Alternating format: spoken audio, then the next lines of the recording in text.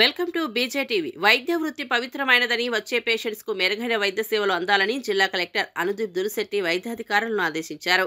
గురువారం గవర్నమెంట్ నిజామియా తిబి కళాశాల జనరల్ ఆసుపత్రి చార్మినార్ శాసనసభ్యులు మీర్ జులీఫకర్ అలీతో కలిసి కళాశాల ఆసుపత్రిని పరిశీలించారు. ఈ సందర్భంగా జిల్లా కలెక్టర్ మాట్లాడుతూ ప్రభుత్వం వైద్య రంగానికి అత్యంత ప్రాధాన్యత ఇస్తోందని, ఆ దిశగా అన్ని విభాగాల వైద్యులు వచ్చే రోగులకు మెరుగైన వైద్యం అందించాలని ఆదేశించారు. ఆసుపత్రి కళాశాల ఆవరణలో 5 పురాతన భవనాలను తొలగించే ప్రక్రియపై కాంట్రాక్టర్, ఇంజనీరింగ్ అధికారులకు కలెక్టర్ దిశానిర్దేశం చేశారు.